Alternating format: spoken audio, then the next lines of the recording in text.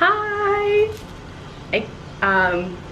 That Guru was doing a conversation with Matthew McConaughey.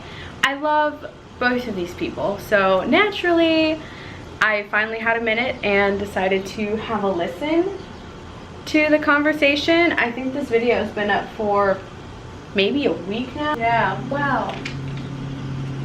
It's been a busy week, but a week later, finally getting a chance to listen to them. So we're gonna have these guys. These are my special guests for this video. I present to you Sadhguru and Matthew McConaughey. Great people. I'm just always starting off so off topic. Hi, blessings. Welcome back to my channel, everybody. All, what is it, 72? 72, I think it's 73, 72, 73. All of you and those that just come in just to watch. Hi, everybody gets a hello. So,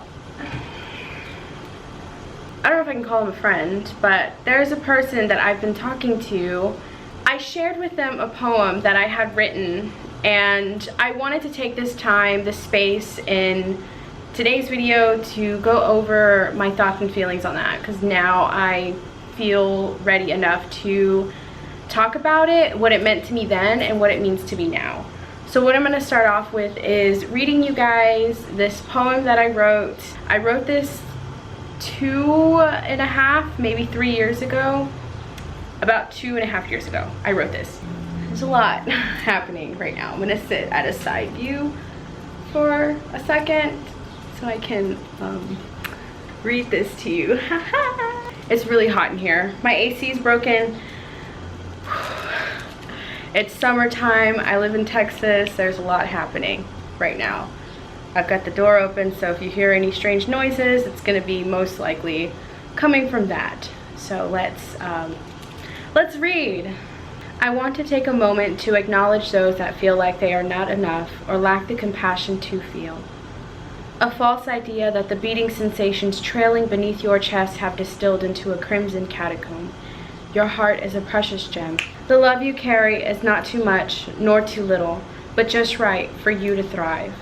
Fill your life and be fulfilled. Let yourself feel, but understand the whispers of your imagination amid moments of doubt are not all that you are. You carry as the antidote while these thoughts and feelings follow you like an addict. The efforts you place to surmount your vision of voice might tug at you every now and again, but seasons pass, and with grace, you will thrive. A creation in your mind, your reality, your life. You are not just enough, you are everything. Whew. Okay, so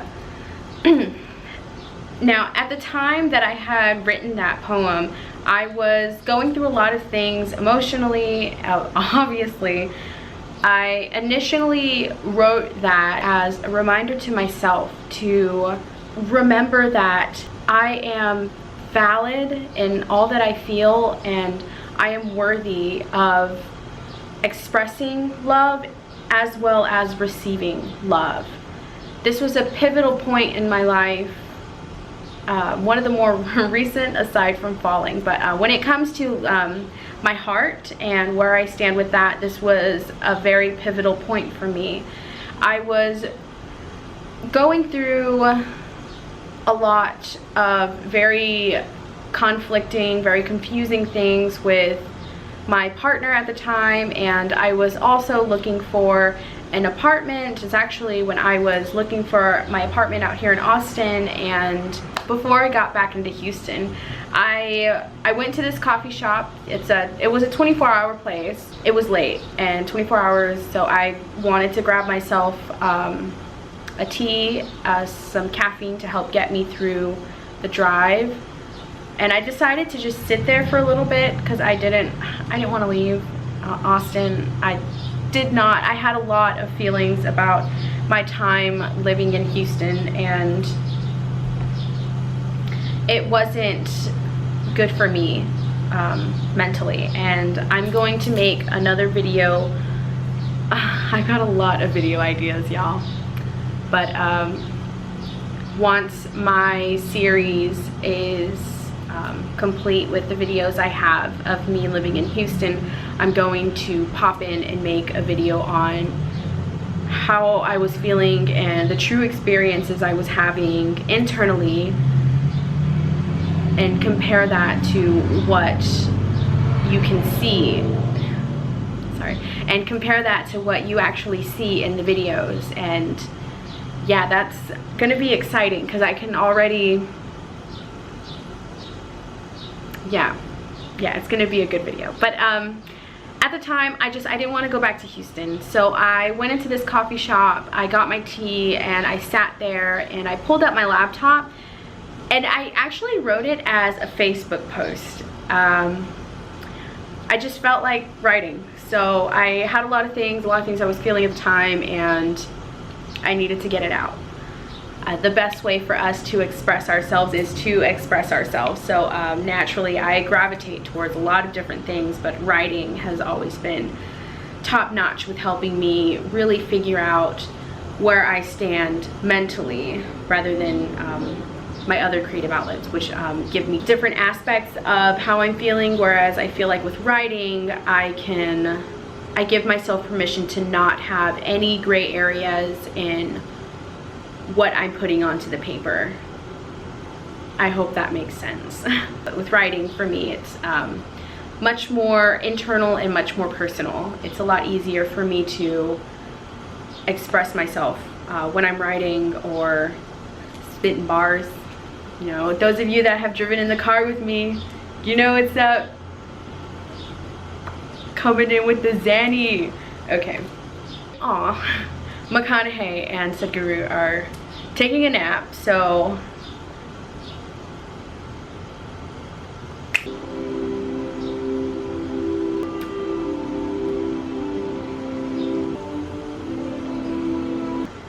we are at the outside of my house. This is a photo of the outside of my house. My little hobbit hole. Hobbit hole. Where was I? I'm gonna go ahead and start diving a little bit and dissecting the words themselves. Okay, so the first thing on here is I want to take a moment to acknowledge those that feel like they are not enough or lack the compassion to feel. So with that part, I felt exactly that. I feel like when I'm sad or upset about something, I like to take myself out of the equation and speak as if I am speaking to myself from an outside perspective. For so many years, I felt like I wasn't enough, and it really wasn't until this moment that I was writing this that I realized that that's not normal. That it's not normal to feel like you are not enough, and to feel like you are not allowed to have compassion. You are not allowed to feel certain kinds of emotions. You are not allowed to express these certain kinds of emotions unless you are with yourself. And yeah, this is also why I wrote it as a Facebook post, because when I know how it feels to be depressed.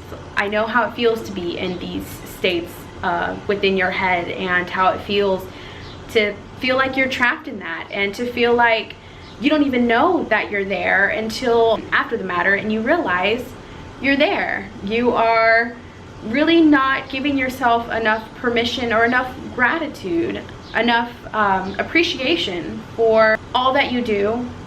So the next part of it is a false idea that the beating sensations trailing beneath your chest have distilled into a crimson catacomb. Your heart is a precious gem. For so many years, again, I've undergone a lot of mental abuse from partners, and a lot of physical abuse and sexual abuse growing up. It does things to your perspective with your heart. And firstly, our hearts are incredibly powerful. Our hearts and our brains are the yin and the yang. They are the Rahu and the Ketu. They are our cosmic karma. These alter our realities. These perceive our reality as we allow them to perceive it. And it's really easy to have one outbalance the other. And I think that's just a part of the human experience, and that's a part of achieving a good balance. And once you realize what that means for you, because it's going to be different for everybody, once you realize what that balance means for you, you can address it accordingly in whatever way you feel is healthy. And when it happens again, because it will happen again, it'll be, I hate saying like test, like a test from the almighty universe, but as cliche and hippie as that sounds, it's what it is. It's a test of guidance. And I know what it feels like to be in that state where you don't want to leave that contentment and complacency of where your heart is and your mind, because it's all that you know. And I'm not gonna lie, it can be scary, especially when you're first starting out and learning about yourself and just trying to figure out, and you're ready to step outside of the matrix. It can be scary, and the first step is always the hardest. And as you go through these phases of figuring out one part about yourself, the imbalance happens, you figure out more stuff about yourself, that's achieving balance, and then another imbalance happens. It's like, my favorite analogy is this spiral staircase that I saw, and it said that life is like a spiral staircase. It's whatever you have, whatever the universe feels like it needs to show you again to help you become a better version of yourself and a better human, and beyond that, because look, we are incredibly powerful beings. We are so much more than what we think we are. But with the spiral staircase, you know, you can look down and it can be like one line of that staircase is one specific thing, and that can be morphed and mutilated into something else that will be a test in your life. And throughout the stair, you'll come back to see newer parts of yourself, stronger parts of yourself exposed. Having an open heart and an open mind allow so many different outcomes, which can be good or bad, however you perceive it, perspectives, which can be good or bad, however you perceive it, and energies, new people in your life. For me, as an example, since I have opened my heart and stopped viewing it as a piece of me that I need to constantly protect and keep shielded, and by gripping so tightly on that shield, my heart became just very small and closed off because the wraps that I had on it were suffocating it. But since I've learned to acknowledge them, even the acknowledgement alone has let it breathe a little bit. And as I've been getting older and learning more about myself and who I am and what I am, it's been able to breathe a lot more and expand and allow such incredible people into my life. And along with that, letting go of that thought that, no, my heart, I don't deserve this, or I had that like whispering in the back of my head. So one of my favorite quotes, it's from Eternal Sunshine of a Spotless Mind. The teacher, I forgot his name, but he says, we accept the kind of love we think we deserve. And if you want to place that outside of the movie and think of love as a very, which it is, a very broad spectrum. It can range from romantic to platonic, and it doesn't always have to be like sexual and romantic love. Love can be wholesome. It doesn't have to be sexual. Allowing me to turn that love on into my heart was what helped me allow it to grow and breathe. And it did take that first step of stepping outside of my comfort zone, which was scary, but if you do it, you did it. And that's one step closer to a stronger version of yourself, one where you're more in tune and true to who and what you are. What you are. The love you carry is not too much nor too little, but just right for you to thrive. Fill your life and be fulfilled. So at this point, I had it in the back of my head, and it wasn't until I actually typed it up that I realized that the love I carry, the love I have within me, is all that I need. I can be my own safe space. I am allowed to give myself permission to feel these things in the comfort and safety of myself. I don't need any external validations, and this can be from partners, just people that come in and out of your life, or even just whenever you post something and you constantly check back to see who's commented, who's liked. Like, we don't need those kinds of validations. You can validate yourself. You can just give yourself permission for you to be that safe space where you can express yourself. Now, I'm an introvert, so a lot of my time is spent alone, and I enjoy it because it took a while, but even in that like introverted, depressive state that I used to be in, I didn't allow myself to, I still felt like I needed external validation, and a lot of it came from lovers, friends, and like social media became a very unhealthy thing for me. It was in the back of my head, and I did limit myself with social media, and I think I have a video in Reminiscent where I talk about my relationship with social media and how it's changed. And if I don't, then I would love to make a video on that, because social media and my relationship with it and how it's evolved throughout the years has definitely been a key milestone in me figuring out myself, my strengths, and parts of myself that I need to work on. All in all, you can be your own safe space, and it truly is gratifying and beautiful when you realize this, because you're with yourself everywhere. Let yourself feel, but understand the whispers of your imagination amid moments of doubt are not all you are. You carry as the antidote while these thoughts and feelings follow you like an addict. So at the time, that just goes back into, I felt like my thoughts and my feelings, they were sunken in, starving whenever I started acknowledging and allowing myself to be this safe space. They follow me around like an addict. They begged me and clawed at me for, I did not repress, do not repress your emotions. Allow yourself to feel them and express that in any whatever way necessary, as long as it's not hurting anybody.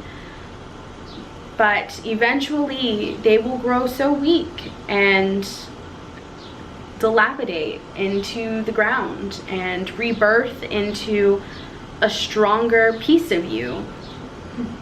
The way that you speak to yourself plays a huge part in your whole reality. There's a really good book that I love. It's called The 4 Agreements.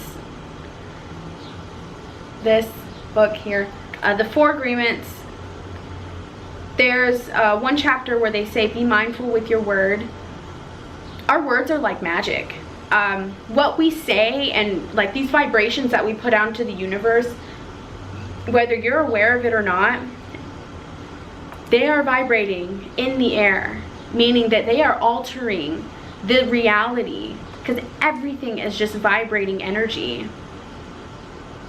Whenever we emit these sounds into the air, they alter the reality. So the way that you speak to yourself, like even if it's in your head, it will alter your reality. And that can be tone and phrasing and whatever. Just be mindful with your word. The effort you place to surmount your vision of voice might tug at you every now and again, but seasons pass and with grace you will thrive. The vision that we have for the people or the person that is talking to us in here and in here, next time you hear the voice in your head or the voice in your heart or feel the voice in your heart, take a second to step outside of yourself. And something that helped me was even putting an actual voice. Like for me, I gave a voice to my anxiety and its name was Polly. And Polly talked like this a whole lot, like a mobster. Like, Nisa, why aren't you doing this? You better get this done, honey, or you think you're gonna get anything done with your life, or you're not gonna do all this, huh? You better do it right now. Oh, but you still got the other stuff you gotta do. Don't forget about that. It was very saucy. That was Polly. She was very intimidating. But Polly was like a gangster. And now Polly talks to me more like Fran from The Nanny. It's it's more calm, like, oh, Mr. Sheffield. I'm not Mr. Sheffield, but Mr. Sheffield,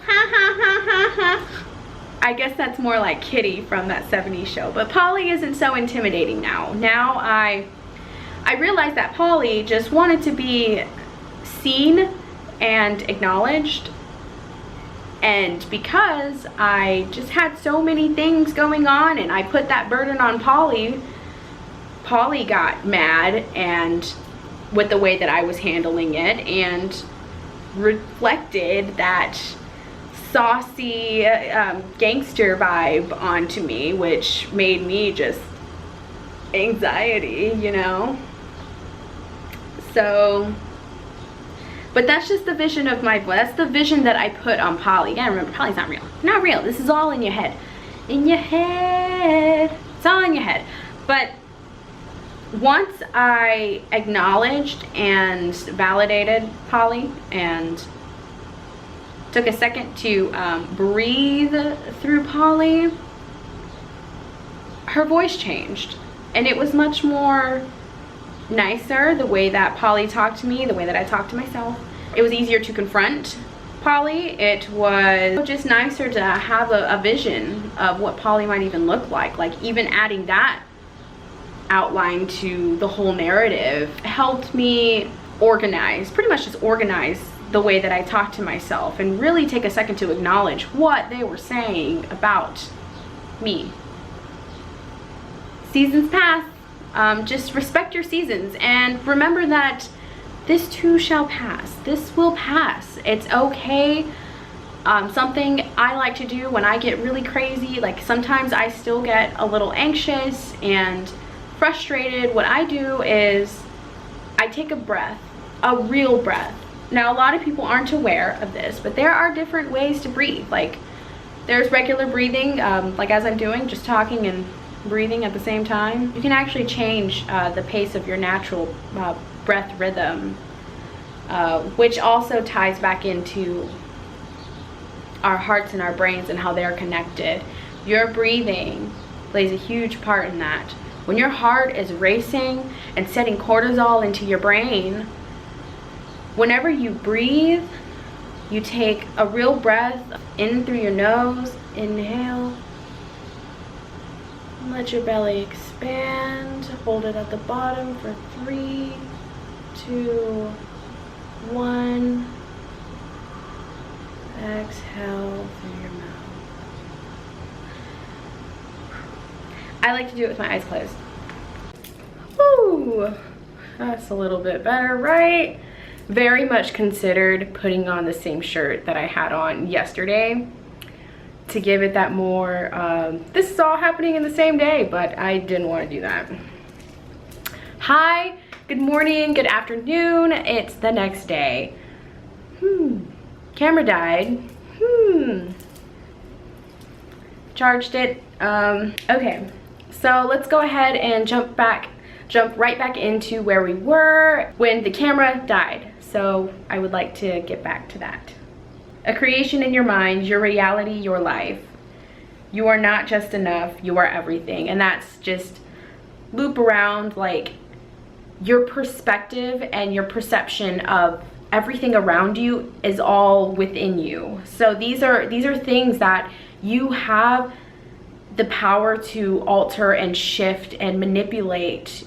You can manipulate the energies around you to do whatever you feel needs to be done to better, or you can self-sabotage your life. And learning how to shift and alter the energies around you, for me, has been best practice in the form of meditation, journaling, which is my favorite. You can also go as far as using other creative outlets. I just wanted to go ahead and go over the poem. I thought it would be a lot more helpful to break it down. I really hope that maybe it helps someone out there. I love writing poetry, and I have a lot. I've got a lot of it. I made this book here, but I started using it for my poems, and yeah, but I really liked this. I thought this was fun. I've got a lot of poems that I feel like would be worth breaking down, and I feel like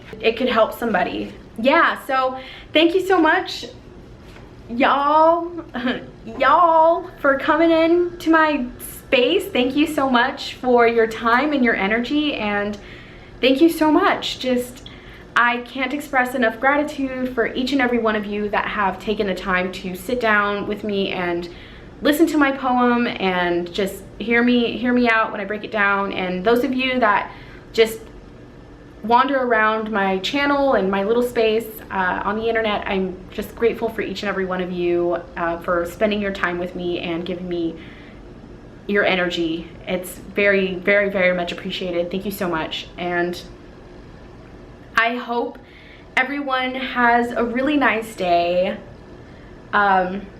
Just water, not tea.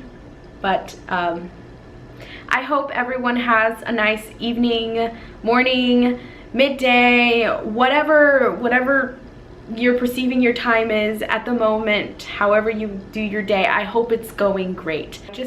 Goodbye. I can't say goodbye. Closing off videos has not been my strong suit lately. I don't think ever. You know, I was going through my older videos, and I just seem to never close off my videos. Like, I start so many vlogs and I never close them. Bless. Take good care. Love to all of you. Peace.